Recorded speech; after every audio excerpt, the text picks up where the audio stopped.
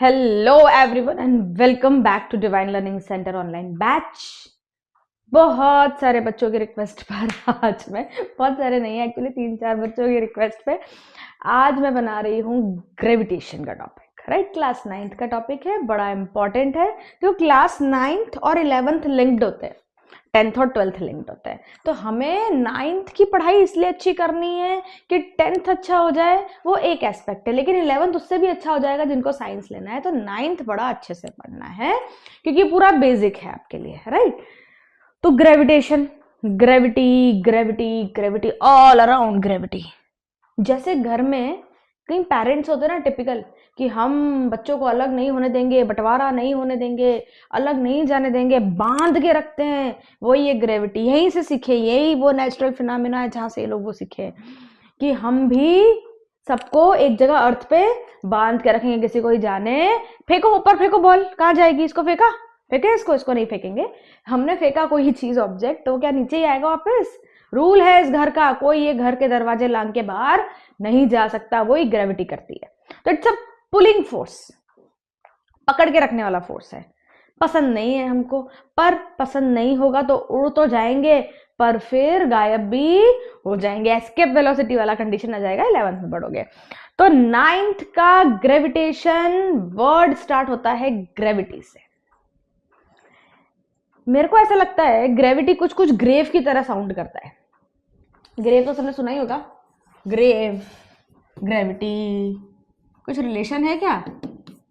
हाँ, ये होता है दफनाना। किसी मुर्दा व्यक्ति को हम क्या करते? दफना देते, अंदर बंद कर देते, ग्रेव है ना। और ये क्या होता है? नीचे गिराना। तो ग्रेव ग्रेविटी से ही आया है। ग्रेव मतलब डाउन, ग्रेविटी मतलब पुल डाउन, है ना। तो ग्रेव यही सिखाता है कि ग्रेविटी में रहो, नीचे ही रहो, ऊपर जाने की कोशिश नहीं करो, फाइनली वहां नीचे ही आना है। तो ग्रेव एंड ग्रेविटी। तो gravity is the pull down force. तो जो पूरा यूनिवर्स है जिसको हम सालों से स्टडी कर रहे हैं, सालों से कई साइंटिस्ट है जो universal it's a multi universe now. तो कितना रिसर्च है जो हम कर रहे हैं, स्टिल पेंडिंग। क्या चल रहा है ऐसा? किसने बांध, आज तक यूनिवर्स चला क्यों नहीं गया कहीं? जब जाओ यूनिवर्स में हम नई चीजें फाइंड आउट कर रहे हैं। इतना बिग है, बंधा हुआ है, कहीं दूर नहीं जा रहा। It's all connected because of gravitation. तो ग्रेविटेशनल फोर्स को किसी एक एस्पेक्ट में पढ़ना गलत हुआ। ग्रेविटेशनल फोर्स जो है, it's a force of attraction between two objects जो एक दूसरे को बांध के रखते हैं। अब जो हैवी वाला होगा वो छोटे वाले को अपनी तरफ खींचेगा। जैसे किसी के पास साइकिल होती है ना, तो वो कार वाले को देख के अट्रैक्ट होता है। कार वाला होता है ना, वो क्या करता है? और ऊंची कार वाले को देख के अट्रैक्ट होता है। फिर वो जिसके पास जेट वेट होते हैं ना, हमारे पास पर्सनल जेट है, उनको देख के वो अट्रैक्ट होता है। तो ये है, जिसके पास ज्यादा है उसकी तरफ हम अट्रैक्ट होते चले जाते हैं। वही है, ये हर चीज में ग्रेविटी लग रही है। ये इमोशनल ग्रेविटी थी, हम एक्चुअल ग्रेविटी पढ़ेंगे। वो कैसे कि हम जब कहीं दूर जाने की कोशिश करते हैं तो हम वापस से पुल बैक हो जाते हैं अर्थ की तरफ। और जो ग्रेविटेशन है ना बच्चों, जो ग्रेविटेशन, शन वर्ड लग गया, मतलब ग्रेविटी एक प्रोसेस है जिसमें एक लाइटर ऑब्जेक्ट हेवियर ऑब्जेक्ट की तरफ अट्रैक्ट होता है। वो जो यूनिवर्सल लॉ है हम उसको अभी ध्यान से पढ़ेंगे। तो it is between two objects, it is between two persons, it is between earth and moon, it is between earth and satellites, it is between earth and sun and all the planets and sun। तो हर जगह gravitation लग रहा है। अर्थ की gravity है, सन की gravity है, moon, everywhere it is a gravity. It is not a कि अर्थ के लिए ही ग्रेविटी वर्ड बना है, नहीं। ये हर किसी का अपना गुरुत्वाकर्षण फोर्स होता है, फोर्स ऑफ अट्रैक्शन है। तो जो बच्चे हैं ना, टीनेज में अट्रैक्शन हो रहा है, गलत नहीं है, ये नेचर नहीं दिया हुआ है कि आपको क्या करना है, हेवियर ऑब्जेक्ट की तरफ अट्रैक्ट होना ही है। तो भाई understanding the force that holds the universe together, जो पूरा यूनिवर्स साथ में लेके चल रहे हैं। जैसे बड़े जो परदादा दादा होते थे ना, पूरा घर परिवार साथ में लेके चलते थे, बस वो यहीं से सीखे हैं कि जैसे अर्थ पूरा घर परिवार अपना साथ में लेके चल रहे। मर भी जाओ तो वही दफना दो, वही साफ वही है, कहीं कोई दूर नहीं जाएगा। चलो, तो ग्रेविटी का next topic we are studying why do things move in circle. तो ग्रेविटेशन पढ़ने से पहले ना एक सर्कुलर मोशन पढ़ा। देखो क्यों पढ़ा, क्योंकि अभी हमने ये बात बोली कि दो ऑब्जेक्ट्स के बीच का क्या है, अट्रैक्शन है। तो हमने ये देखा कि हमने मून और अर्थ को कंपेयर किया, हमने सन और अर्थ को कंपेयर किया, या फिर सन को अदर प्लैनेट्स के साथ कंपेयर किया। तो क्यों वो ऑब्जेक्ट अगर वो उसको अट्रैक्ट कर रहा है, जैसे दो मैग्नेट्स, एक मैग्नेट दूसरे मैग्नेट में एकदम चिपक जाते हैं, तो क्यों हमारा मून बाहर गोल गोल घूम रहा है, वो एकदम सेंटर पे गिर क्यों नहीं जाता। अर्थ सन के आसपास गोल गोल घूम रही है, क्यों वो गिर नहीं जाती, क्या हो रहा है ऐसा। तो अगर अट्रैक्टिव फोर्स है तो मर्ज हो जानी चाहिए चीजें, तो वो एक डिस्टेंस पे क्यों है, ऐसा क्या है, तो वो है सेंट्रीपिटल फोर्स। तो हम वो स्टोन और स्ट्रिंग वाला एग्जाम्पल है बड़ा अच्छा, उसी से करेंगे। तो मेरे पास तो अभी स्ट्रॉन्गर स्ट्रिंग है नहीं, मेरे पास चार्जर है, तो मैं इसको धीरे धीरे घुमाऊंगी क्योंकि आईफोन का चार्जर है, वही मेरे हस्बैंड का आईफोन का चार्जर है, तो उसको घुमा सकते हैं, टूट भी जाए तो हमारा नुकसान नहीं है। तो हम देखो, मान लो ये स्ट्रिंग है, ये कोई स्टोन है, मान लो है नहीं, मान लो इसको मैं सर्कुलर मोशन में सर्कुलेट कर रही हूँ, घूम रहा है ये गोल गोल गोल गोल। तो होगा क्या, अगर मैं इसको छोड़ दूं, छोड़ूंगी नहीं, अगर मैंने इसको छोड़ दिया तो ये एक स्ट्रेट पाथ में कहीं जाकर गिरेगा, जब तक क्या हो रहा है, ये घूम रहा है। आप देखो इसकी डायरेक्शन बदल रही है लेकिन इसकी स्पीड नहीं बदल रही, इसकी डायरेक्शन तो बदल रही है लेकिन इसकी स्पीड नहीं बदल रही। तो जब हम कोई व्यक्ति स्ट्रिंग से स्टोन को सर्कुलर ऑब्जेक्ट सर्कुलर पाथ में घुमाता है तो उसकी डायरेक्शन तो चेंज होती है, यहाँ गया यूं यूं यूं, टेंजेंशियल डायरेक्शन होती है, क्या होता है बताते हैं, लेकिन उसकी स्पीड कांस्टेंट रहती है। फिर भी हम उसको बोलते हैं कि स्टोन जो है वो एक्सेलरेट हो रहा है इन अ सर्कुलर मोशन, क्योंकि इस पे जो फोर्स लग रहा है, फोर्स कहाँ से लगा रहा है, ये यहाँ से यहाँ तक क्या है, ये रेडियस। अगर ये रेडियस है तो ये सेंटर पार्ट हुआ, अगर ये सेंटर पार्ट हुआ तो इसको सेंट्रीपिटल फोर्स बोलते हैं। तो सर्कुलर पाथ में जो फोर्स लगता है उसको हम बोलते हैं, कौन सा फोर्स लग रहा है, सेंट्रीपिटल फोर्स, जिसको और डिटेल में पढ़ा तो सेंटर सीकिंग फोर्स बोला जाता है। क्या बोला जाता है, सेंटर सीकिंग फोर्स, है ना। तो ये सेंटर सीकिंग फोर्स है, सेंटर से फोर्स लग रहा है और वो गोल गोल गोल गोल सर्कुलर मोशन में घूम रहा है। तो इसकी स्पीड कांस्टेंट है बच्चों। अभी तक हमने पढ़ा एक्सेलरेशन होता है चेंज इन स्पीड, बढ़नी चाहिए या घटनी चाहिए, पर हमारे तो स्पीड कांस्टेंट है। लेकिन क्या हमने वेलोसिटी नहीं पढ़ी थी, डिस्टेंस अपॉन टाइम। अगर डिस्टेंस चेंज हो रहा है टाइम के साथ तो वेलोसिटी ऑटोमेटिक चेंज हो रही है, लेकिन इस केस में कांस्टेंट है, लेकिन ये एक्सेलरेशन है। तो एक्सेलरेशन हो रहा है स्टोन का, सर्कुलर मोशन में हो रहा है, लेकिन वो यहां पर आके यहां नहीं गिरेगा। अगर इसको छोड़ भी दिया जाए तो डरो मत, मून हमारे अर्थ पे कभी नहीं आएगा। अगर छोड़ भी दिया जाए तो उसको इतनी फोर्स से पकड़ के रखा था, जैसे हम किसी को खींचते और एकदम छोड़ते तो जाके गिर जाता है दूर, वैसे ही इसको अगर छोड़ेंगे ना तो ये किसी टेंजेंशियल डायरेक्शन में जाके गिरेगा। अगर यहाँ होगा तो यहाँ जाके गिरेगा, यहाँ होगा तो यहाँ कहीं। ये क्या है, कोई लाइन, स्ट्रेट लाइन जो सेंटर को किसी एक पॉइंट पे टच करती है और स्ट्रेट होती है, उसको टेंजेंट बोलते हैं। पढ़ा होगा ना मैथ्स में, 9th में मैथ्स में है टेंजेंट, है ना। तो ये इधर है। तो अगर इन केस ग्रेविटी खत्म हो गई, होगी नहीं, वो एक इनहेरिट फोर्स ऑफ अट्रैक्शन है, तो ये कभी मत डरना कि मून आ जाएगा यहाँ पे। ये सेम चीज हो रही है। अब ये बोलते हैं कि भाई अर्थ मून को घुमा रहा है, मून अर्थ को क्यों नहीं घुमा रहा। तो अब बात आ जाती है मासेस की। जो जितना हैवी होगा उसकी तरफ अट्रैक्शन फोर्स होगा। समझे, लाइटर ऑब्जेक्ट हैवियर को नहीं अट्रैक्ट कर रहा, अट्रैक्ट तो कर रहा है, अट्रैक्शन दोनों तरफ हो रहा है, लेकिन उसमें इतनी ताकत नहीं है कि वो उसको अपनी तरफ ला सके। अट्रैक्ट जरूर कर लिया उसने उसको, राइट। वैसे ही सन अर्थ के बीच में, सन का mass is so much higher than other planets, तो planets are revolving around the sun.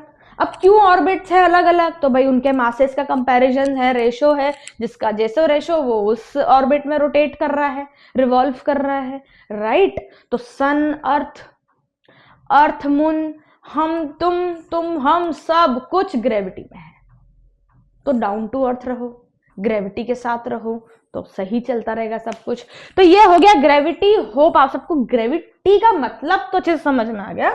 Next जो हम लोग पढ़ रहे हैं वो पढ़ रहे हैं यूनिवर्सल लॉ ऑफ ग्रेविटेशन। ये जो वर्ड है ना यूनिवर्सल, आजकल बड़ा इंटरनेट पे नहीं वो ट्रेंड चलता है, यूनिवर्सल क्रश है आजकल, बॉयज का यूनिवर्सल क्रश है, गर्ल्स का यूनिवर्सल क्रश, ये चल रहा है आजकल। जो भी हीरो हीरोइंस जो एकदम लेटेस्ट चलते हैं उनका नाम आता है। तो इसको क्यों बोला यूनिवर्सल, क्योंकि ये हम जो फिजिक्स वाले उनका क्रश है। तो यूनिवर्सल लॉ ऑफ ग्रेविटेशन का मतलब है ऐसी चीज जो हर जगह पे एप्लीकेबल हो, उसको ही आप यूनिवर्सल नाम दे सकते हो, और किसी को आप यूनिवर्सल नाम नहीं दे सकते। तो क्योंकि ग्रेविटेशन एक ऐसा लॉ ऑफ अट्रैक्शन है जो दुनिया के किसी भी कोने में, यूनिवर्स की किसी भी ओपन स्पेस में, सब जगह एप्लीकेबल होगा, इसीलिए इसको यूनिवर्सल लॉ ऑफ ग्रेविटेशन बोला जाता है। राइट? होता क्या है, तो भाई ये पूरी कहानी शुरू कहाँ से हुई थी, तो अभी सबको पता है कि जो न्यूटन थे वो एप्पल ट्री के नीचे बैठे थे। क्या कर रहे होंगे, पर कोई एप्पल ट्री के नीचे क्यों बैठेगा, मैं तो आई एम सो कंफ्यूज। मेरे को वो नहीं, उन्होंने भाई कि वो उन्होंने ये डिस्कवर कर दिया कि एप्पल नीचे गिर गया तो नीचे ही क्यों गिरा, अर्थ क्यों नहीं एप्पल की तरफ चली गई, या वट एवर इट इज, तो क्यों एप्पल ट्री के नीचे बैठे थे। यहाँ तो उनका ब्रेकअप हुआ होगा, यहाँ तो मम्मी से मार खाई होगी, कुछ भी हो सकता है ना, टीनेजर होंगे या 20s में होंगे या 30s में भी होंगे, तो क्यों उन्होंने ऐसा सब किया होगा, एप्पल ट्री के नीचे कोई क्यों बैठा होगा। तो बैठे होंगे किसी सोच में, डिस्कवरी के लिए कुछ सोच रहे होंगे। ऐसा मत सोचो तुम्हारी तरह नहीं थे न्यूटन सर जो ऐसे ही थोड़े बहुत दुख में जाके पेड़ के नीचे बैठ जाए, वो कुछ सोचने के लिए बैठे थे। चलो अच्छा है एप्पल ट्री के नीचे बैठे, अगर वो कोकोनट ट्री के नीचे बैठे होते तो कोकोनट उनके सर पे आके गिरता, ना सर न्यूटन होते, ना ग्रेविटेशन होता। ग्रेविटेशन जरूर होता क्योंकि न्यूटन नहीं देते तो कोई ना कोई तो जरूर देता, पर ऑल थैंक्स टू न्यूटन जी कि उन्होंने हमको ग्रेविटेशन सिखाया, तो हमें आपको पढ़ाने का सौभाग्य मिला। राइट? तो यूनिवर्सल लॉ है ग्रेविटेशन का कि every object in the universe attract every other object with some force of attraction is known as universal law of gravitation। ठीक है? जो एप्पल गिरा ट्री से आज तक याद है ना, मेरे को लगता है एप्पल खाने ही गए होंगे वो, क्योंकि है ना an apple a day keeps a doctor away, तो उनको एप्पल नहीं मिला होगा, तो आई थिंक वो उसी ले गए होंगे। और कीप्स प्लैनेट, जैसे जो ऑर्बिट में घूम रहे हैं प्लैनेट सन के आसपास, वो भी इसी का रीजन है। मून घूम रहा है अर्थ के आसपास, वो भी इसी का रीजन है। तो हमको अब करना क्या है, इसका फॉर्मूला दिया हुआ है, जी की यूनिट दी हुई है, हमको डिराइव करनी है। वो बता के तो गए हैं पर हमको डिराइव तो करनी पड़ेगी, मार्क्स कैसे मिलेंगे एग्जाम में। तो इसका डेरिवेशन, एक चीज ये बड़ा इंपॉर्टेंट है, bigger masses create stronger gravitational force. Pull बोल सकते हैं, फोर्स की जगह पुल, क्योंकि ये पुलिंग ही फोर्स है हमेशा, पुशिंग फोर्स नहीं है कि हम अट्रैक्ट करते हैं पर धक्का मार रहे हैं, वो रिपल्शन का केस हो गया। तो जो दूर ऑब्जेक्ट है उनको अट्रैक्शन कम फील होता है, जैसे जो प्लैनेट में अगर आप बात करो तो सबसे लास्ट वाला प्लैनेट, उसका अट्रैक्शन सबसे कम फील हो रहा होगा। ये अप्लाई होता है everywhere in the universe, from atoms to galaxies. छोटे से छोटे पार्टिकल को एटम, बड़ी सी बड़ी चीज आज हम गैलेक्सी पढ़ रहे हैं, तो सब जगह एप्लीकेबल है ये। राइट? ये इसका फॉर्मूला है G m1m2/r²। कैसे आता है वो हम डिराइव करेंगे। और इसका जो स्टेटमेंट है वो ये है कि Newton states that, this law states that the force of attraction between any two objects is directly proportional to the product of their masses। दोनों के मास का प्रोडक्ट कर लो, उस पर डिपेंड करता है। अब जैसे मैंने बोला मेरे और किसी दूसरे ऑब्जेक्ट के बीच में अट्रैक्शन है, तो उसका और मेरा मास मल्टीप्लाई होगा, राइट? उतना ही अट्रैक्शन रहेगा। अब भाई अगर अर्थ हम सबको अपनी तरफ पुल करके रखी है, तो अगर दूसरा ऑब्जेक्ट भी हम पे फोर्स ऑफ अट्रैक्शन लगा रहा है तो हम उसकी तरफ पुल क्यों नहीं हो जाते? तो वो मास पे डिपेंड करती है। अर्थ का मास बहुत हाई है हम सब के कंपैरिजन में, पूरी अर्थ हम सबको लेके बैठी है। कितना मास है? मैसिव अर्थ का जो मास है वो मास इतना ज्यादा है, कितना मास है वैसे अर्थ का? लगभग 6 × 10⁻24 kg। जीरो काउंट करते रह जाओगे, मिलियन बिलियन में चले जाओगे, आपको समझ में नहीं आएगा। इतना मास है अर्थ का, तो ऑफकोर्स सब कुछ उसकी तरफ ही अट्रैक्ट होगा, है ना?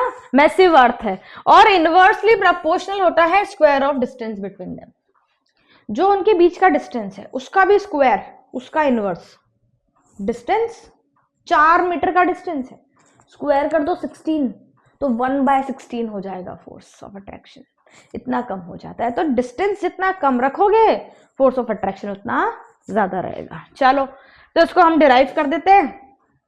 इसको डिराइव कर देते हैं हम लोग, दैट इज एड पेज। तो we are deriving universal law of gravitation. सबसे पहले क्या ले लेंगे, मान लो हमारे पास दो ऑब्जेक्ट्स हैं, objects A and object B. अभी हम अर्थ और इसको नहीं मान रहे, object A and object B, दोनों के मासेस मैंने कुछ अलग अलग लिए हैं। मैंने ऐसा कंसिडर किया है कि ये स्फेरिकल है, जरूरी नहीं है स्फेरिकल ही होते हैं, right, her object around us is not spherical, पर हमने ऐसा कंसिडर किया है कि ये स्फेरिकल है। ये इसका सेंटर पॉइंट ले लिया, ये इसका भी सेंटर पॉइंट ले लिया, क्योंकि क्या है, स्फेरिकल है तो सेंटर लेना आसान होगा। जो क्योंकि फोर्स ऑफ अट्रैक्शन है वो सेंटर ऑफ अर्थ से लगता है, जैसे जो लॉ ऑफ ग्रेविटेशन है वो अर्थ अपने सेंटर की तरफ सबको खींच के रखती है, इसीलिए हमने पढ़ा ऐसा, तो हम डेरिवेशन भी ऐसा कर रहे हैं कि स्फेरिकल ऑब्जेक्ट रख लें और उसके सेंटर से फोर्स ऑफ अट्रैक्शन को हम स्टडी कर लेंगे। तो ये फोर्स ऑफ अट्रैक्शन लगा रहे हैं हम, जिसमें सेंटर ले लिया हमने, और इन दोनों की सेंटर से दूरी जो है वो हमने डी ले ली। कितनी ले ली, डी ले ली भैया। अब ये इसकी तरफ इसको अट्रैक्ट कर रहा है, ये इसको अट्रैक्ट कर रहा है, ठीक है। इन दोनों के बीच की दूरी डी ले ली, एक का मास हमने m ले लिया, एक का मास हमने स्मॉल m ले लिया। देखो अब एक कंडीशन बताएं, ये जो कैपिटल M दिख रहा है ना, जब भी कैपिटल M लिखोगे ना वो सिर्फ मास ऑफ अर्थ के लिए लिखोगे। कैपिटल M बुक हो गया उसके लिए, रिजर्व्ड है। अगर आपको इसको अर्थ नहीं मानना है तो आप इसको M1 M2 मानो फिर, ठीक है। हमने अर्थ और कोई ले लिया, अर्थ नहीं लेना है तो आप इसको M1 M2 मानो, लेकिन कैपिटल M आप खाली अर्थ के लिए ही यूज करोगे, कैपिटल R खाली अर्थ की रेडियस के लिए ही यूज करोगे। तो ये कुछ चीजें ध्यान रखनी है। तो let two objects A and B having masses M1 and M2, है ना, separated by distance D, then according universal law of gravitation, according to universal law of gravitation, force between two objects is directly proportional to product of their masses। Directly proportional और inversely proportional तो समझते हो ना, direct मतलब एक बढ़ा तो दूसरा भी बढ़ेगा, मास बढ़ेंगे तो फोर्स बढ़ेगा। Inversely proportional, force is inversely proportional, inverse मतलब नीचे, किसके नीचे, 1 के नीचे, inversely proportional to the square of distance between them, तो d का स्क्वायर, d का स्क्वायर 1/d²। इनवर्स मतलब d बढ़ा तो f घटेगा, समझ में आई बात, f बढ़ रहा है मतलब d घट रहा है, ऑब्जेक्ट पास आ रहे, m बढ़ा तो f बढ़ेगा, f बढ़ा तो m मतलब बढ़ चुका है, राइट। तो ये जो f है ना ये इन दोनों पे डिपेंड करता है, मास बढ़ाओ फोर्स बढ़ेगा, डिस्टेंस बढ़ाओ फोर्स घटेगा, है ना। तो अब जब मैं इन दोनों इक्वेशंस को मर्ज कर देती हूँ, इक्वेशन 1 एंड इक्वेशन 2, तो force is proportional to m1 m2 upon d²। Yes, proportionality का साइन हटाओ तो एक कांस्टेंट ऑफ प्रोपोर्शनलिटी लगती है m1 m2 अपॉन d²। ये प्रोपोर्शनलिटी का साइन हटाने पे ये कांस्टेंट ऑफ प्रोपोर्शनलिटी क्या होता है, बहुत बार पढ़ा होगा, अब तो 9 से है, डेरिवेशन ज्यादा आने लगे आप लोगों को। देखो अभी तक ये प्रोपोर्शनल था, जैसे फॉर एग्जांपल मेरी एज बढ़ेगी तो मेरे सन की एज भी बढ़ेगी, कितनी, मेरी 4 साल बढ़ गई तो उसकी भी 4 साल बढ़ गई, एक रेशो में बढ़ रहा है, राइट। सिमिलरली अगर आप मान लो मुझे उसकी एज और मेरी एज इक्वल करनी है तो मेरे को उसकी एज में कुछ मल्टीप्लीकेशन करना पड़ेगा, कुछ एडिशन करना पड़ेगा ताकि एज क्या हो जाए, इक्वल, न्यूमेरिकली बात कर रहे हैं।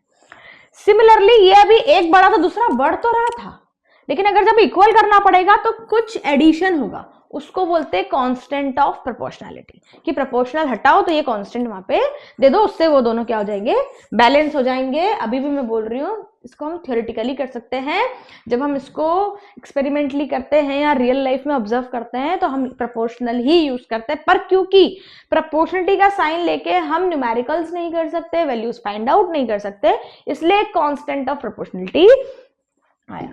तो ये जो g है ये क्या है, gravitational constant, universal gravitational constant. इसकी वैल्यू तो याद करनी पड़ेगी, डिराइव हम नहीं करेंगे क्योंकि उसमें मास अर्थ का लेना पड़ेगा, हमको वो कंसिडर करना पड़ेगा, लेकिन हम g की यूनिट यहां से जरूर निकाल सकते हैं। तो g की यूनिट देखें, g की यूनिट ऑफ g, जब भी फिजिक्स पढ़ो ना, जब भी फिजिक्स पढ़ो तो सबसे पहले उसकी कास्ट जान लिया करो, यूनिट वो याद करना बहुत जरूरी, क्योंकि जब न्यूमेरिकल्स आएंगे तो दिया नहीं होगा force is this, acceleration is this, pressure is this, unit दी होगी। मान लो कहीं पर लिखा है, क्या लिखा है कि 6 जूल, तो जूल एनर्जी है, जूल वर्क है, तो ऐसे पहचानना होता है यूनिट देख के। तो आपको इसलिए इनकी यूनिट सबसे पहले याद करनी है। तो F कितना आया था, Gm1 m2 upon D square, निकालना G है तो बाकी सबको वहां ले जाओ, FD² upon m1 m2, correct. F की unit N, metre square, kg is equals to G, और फाइनली G की जो यूनिट आती है वो आती है न्यूटन मीटर स्क्वायर kg-2, लेकिन यहाँ पे इसकी एक वैल्यू होती है। अब वो जो वैल्यू होती है वो आपको हमेशा ही याद रख लेनी है, क्योंकि वो हमेशा सेम होती है। 6.7 इंटू 10 की power -11 newton metre square kg-2। What is your mother name, आपने रखा, डिराइव किया, याद कर लिया। What is your father name, याद कर लिया। ब्रदर सिस्टर नेम याद कर लिया। तो जी की वैल्यू भी याद कर लो, कुछ कुछ चीजें याद करनी पड़ेंगी, हमने भी याद की, 10-10 बार लिख के याद की, तुम भी याद करो। तो 6.7 इंटू 10 की पावर -11 न्यूटन मीटर का kg-2। तो बहुत सारे हमें इस तरीके से, ये हम जब भी कोई न्यूमेरिकल करेंगे तो ये वैल्यू हमको लिखनी पड़ेगी। और न्यूमेरिकल से याद आया कि एक न्यूमेरिकल कर ही लेना चाहिए हमें। तो एग्जाम्पल है 10.1 आप लोगों की एनसीईआरटी बुक का कि द मास ऑफ, हटो भैया, the mass of the earth is 6 into 10 की पावर 24 kg। कितना दिया है mass, mass of earth m 6 into 10 की power 24 kg, and that of the moon, moon का भी दे दिया, मास ऑफ मून, छोटा m ले लो, छोटा बच्चा है मून सन के आगे, ठीक है। फिर डिस्टेंस बिटवीन देम, मतलब ये अर्थ का से ये मून का जो ये डिस्टेंस है ये कितना है, 3.84 इंटू 10 की पावर 5 किलोमीटर। यार ये लोग थोड़ी ना थोड़ी गलती जरूर करते हैं, हम मीटर पर सेकंड में चलते हैं, ये किलोमीटर क्यों देते हैं, इसको चेंज करो। तो 3.84 इंटू 10 की पावर 5, के को क्या लिखूं, 10 की पावर 3, 1000 होता है 10 की पावर 3, तो 3.84 इंटू 10 की पावर 8 मीटर। चलो आ गया डिस्टेंस, और जी भी दिया हुआ है, बताओ कितने अच्छे हैं, देखो वैल्यू देके रखिए, 6.7 इंटू 10 की power -11 newton metre square kg-2। Madam ये सॉल्व करना तो हमें बड़ा गंदा लगता है, पर हो जाएगा। देखो फोर्स इज इक्वल्स टू, मैं इतना फैला के लिखा है, भी कहाँ लिखे, चलो Gm अपॉन डी स्क्वायर।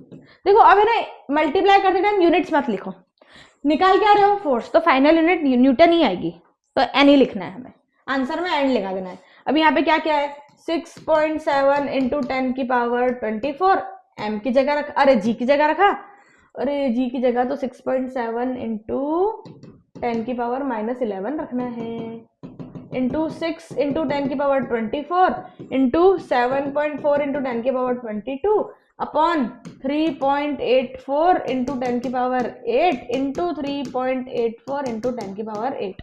क्यों रखा ऐसा, क्योंकि भाई डी का स्क्वायर है। अब ये हटा देते हैं, इसको सॉल्व करना सिखाते हैं आपको, है ना। तो ये हो गया यहाँ पे। अब देखो क्या करना है, सबसे पहले न्यूमेरिकल करते टाइम जो 10 10 10 10 है ना, उनको हटा दो, 10 10 10 को साइड कर दो।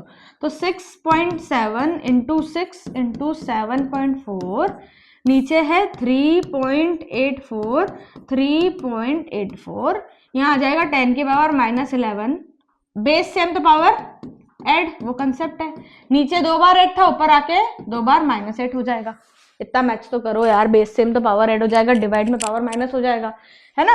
अब देखो इधर पॉइंट के बाद 2 है, इधर पॉइंट के बाद ये 2 हटा दिए, तो 67 × 6 × 74 अपॉन 384 × 3.84 × 10 की पावर 19।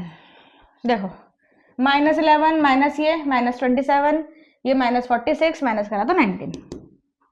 काटा पीटी करोगे 20.17 × 10 की पावर 19 आएगा। हमको स्टैंडर्ड फॉर्म में लिखना है तो पॉइंट आगे शिफ्ट करना पड़ेगा, तो 2.017, अगर पॉइंट आगे शिफ्ट हुआ तो यहाँ पर +1 हो जाएगा, 20 आ जाएगा, यूनिट में न्यूटन लगा दूंगी, ये फोर्स की वैल्यू आ जाएगी।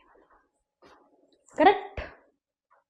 तो अब हमें नेक्स्ट क्या पढ़ना है? नेक्स्ट हमें पढ़ना है the free fall. Free fall क्या होता है?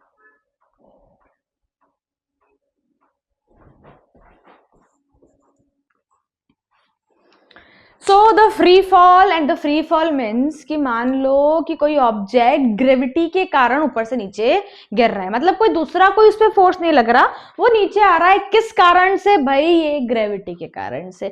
कोई बच्चा जो पढ़ने बहुत दूर शहर गया था, वो वापस घर आ रहा है, किसकी वजह से? खाली माँ बाप की वजह से। फिर बोला है कि परिवार अलग होने नहीं देंगे, तो ग्रेविटी पे तो आना ही पड़ेगा, नीचे तो आना ही पड़ेगा। तो वो ग्रेविटी कितनी है जो उसको खींच रही है? वो पुलिंग फोर्स कितना है? जी कितना है? जी मीन्स ग्रेविटी, है ना। उसके पहले हमने जो कैपिटल जी पढ़ा था तो यूनिवर्सल कांस्टेंट था, ये डिफरेंस ध्यान रखना है। तो उसकी वैल्यू 9.8 मीटर पर सेकंड स्क्वायर होती है।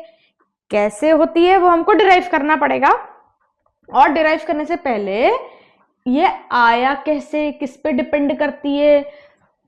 एक हाथी और एक चींटी को जब मैं फेंक दूं, मैं नहीं फेंक रही, फ्री फॉल हो रहा है, तो क्या दोनों सेम टाइम पे नीचे पहुंच रहे हैं? किस पे ग्रेविटी ज्यादा लगेगी या कम लगेगी? तो वो हम देखें।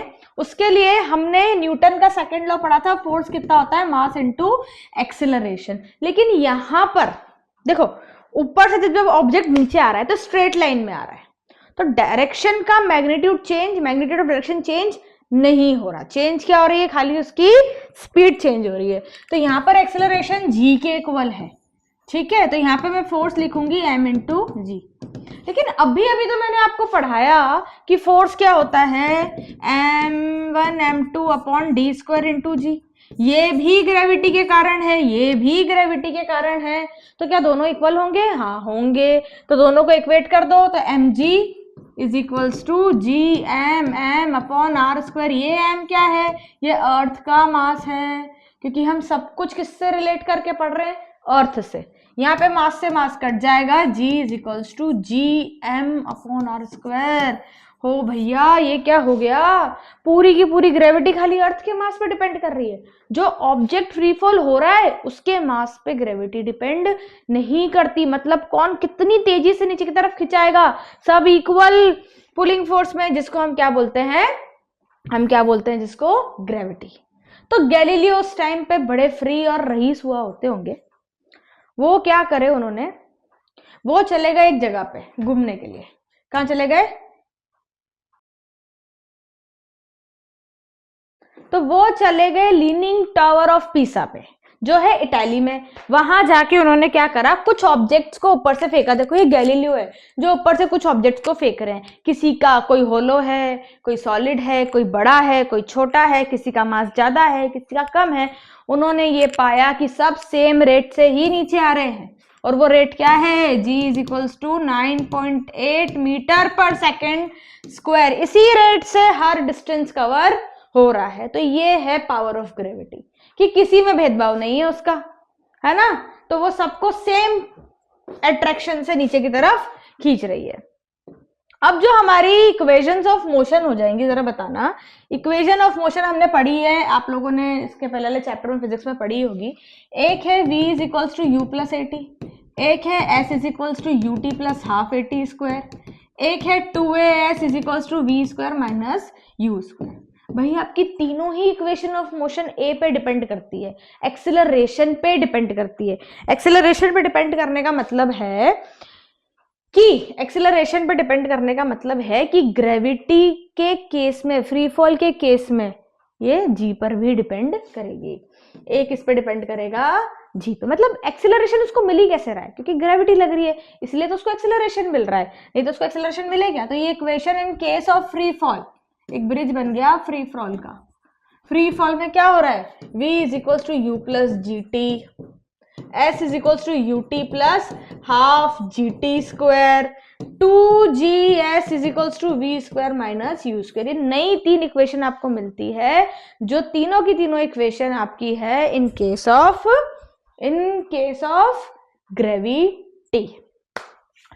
तो अब एक न्यूमेरिकल कर लेते हैं वापस, एग्जांपल है आपके बुक का कि भाई एक कार है जो लेट से गिरी, फ्री फॉल हुआ, इसका क्या प्रॉब्लम है भाई इसकी, है ना।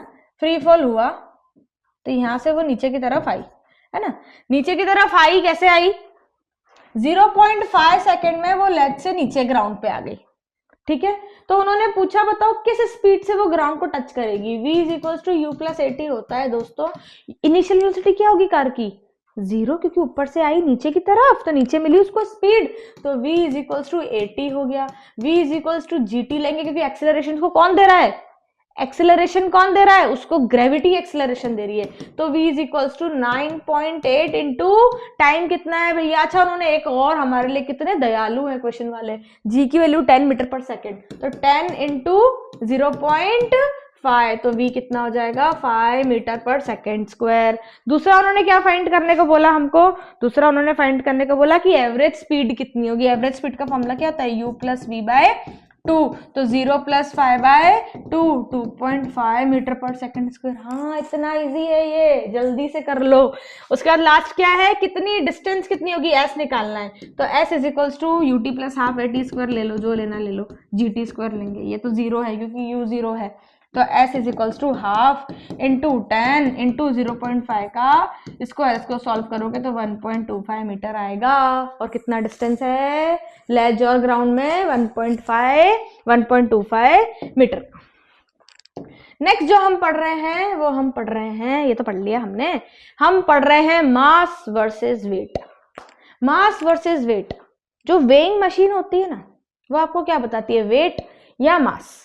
नाम उसका वेइंग मशीन है, बताती वो आपको मास है। कैसे पता करोगे, क्योंकि वेइंग मशीन में जब यहाँ पे ये डब्बे में वैल्यू आती है ना, 100 किलो, 200 किलो, 150 किलो, 60 किलो, तो यहाँ पे केजी लिखा हुआ आता है। ये केजी से समझ जाना, ये आपको बता रही है। अगर न्यूटन लिखा हुआ आ जाता ना, तो वो आपका वेट बताती। कैसे, ऐसे, हम अर्थ की सरफेस पे हैं, अर्थ ने हमको पकड़ के रखा है, हमारे ऊपर कॉन्स्टेंटली एक फोर्स लग रहा है, फोर्स ऑफ ग्रेविटी लग रहा है, तो वो वैल्यू हम में हमेशा जुड़ी हुई है। हम अकेले नहीं हैं, हमारा मास अकेला नहीं है, मास के साथ कौन जुड़ा हुआ है, ग्रेविटी जुड़ी हुई है। ये फोर्स हम पे किसी भी ऑब्जेक्ट पे ऑल द टाइम लग रहा है, ये फोर्स किसी भी ऑब्जेक्ट पे ऑल द टाइम लग रहा है, तो यही हमारा वेट है, हमारा वेट ये है। अब वेइंग मशीन क्या करती है, वेइंग मशीन के 2 पार्ट है, external part, internal part. External में वो डब्बे पे केजी दिखा देती है, क्यों,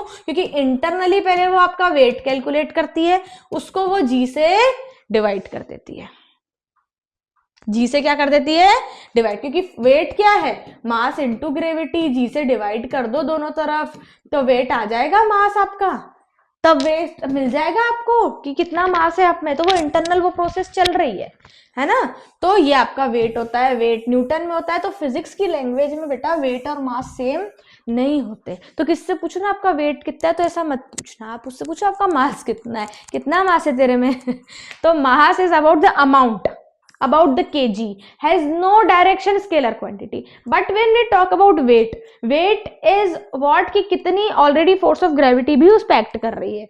जितना मास होगा, मास इंटू ग्रेविटी हो जाएगा, है ना। न्यूटन में डिनोट होता है, कैलकुलेट होता है लोकेशन और ग्रेविटी पे। भाई आप अर्थ पे हो तो आपका वेट अलग है, आप मून पे हो तो अलग है, डाइट करने की जरूरत नहीं है, we are on the heavy planet, है ना। नेक्स्ट इज वेक्टर क्वांटिटी होती है।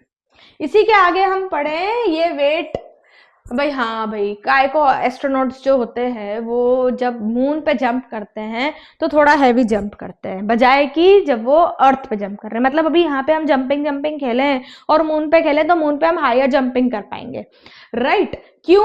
क्योंकि ये इक्वेशन एक मिली है, डिराइव भी करनी है। Weight of moon, weight of any object at moon is 1/6 of the same weight on earth. Earth पे हमारा जितना मास है ना, वेट है, सॉरी मास नहीं, वो कितना है हमारा वहां पे जाके 1/6 हो जाएगा, क्योंकि पुल, ग्रेविटी पुल वहां पे कम है, क्योंकि ग्रेविटी, फोर्स ऑफ ग्रेविटी किस पे डिपेंड करती है? मास पे। Force is directly proportional to product of masses. कौन से दो मासेस है? एक हमारा, एक अर्थ का, वहां पे एक हमारा, एक मून का। तो मून का मास कम है कंपैरेटिवली अर्थ से, तो पुल ऑफ ग्रेविटी भी वहां पे कैसी लगेगी? कम लगेगी दोस्तों।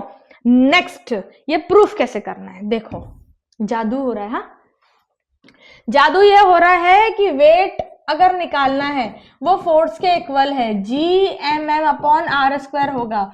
G और m हम है, G कांस्टेंट है, कैपिटल M मतलब अर्थ का मास 6 × 10⁻²4। वैसे ही जब मैं मून का निकाल रही हूं तो ये हो जाएगा हमारे लिए क्या?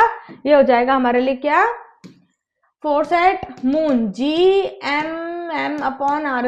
तो G और m कांस्टेंट है, मून का मास है, अच्छा नीचे रेडियस का स्क्वायर, रेडियस कितनी है अर्थ की?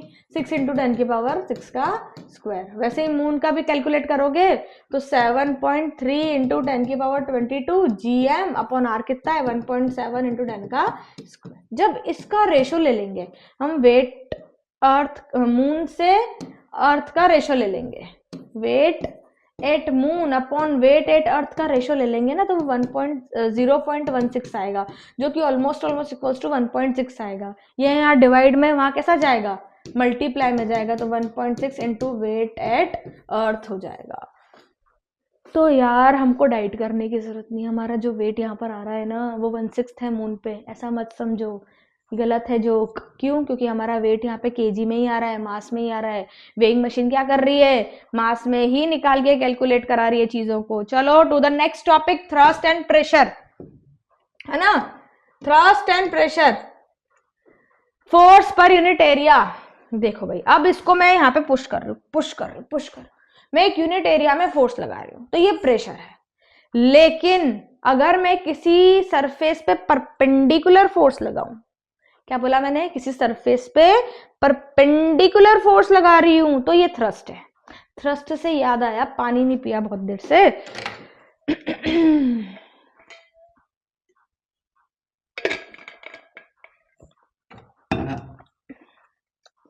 तो थ्रस्ट क्या है?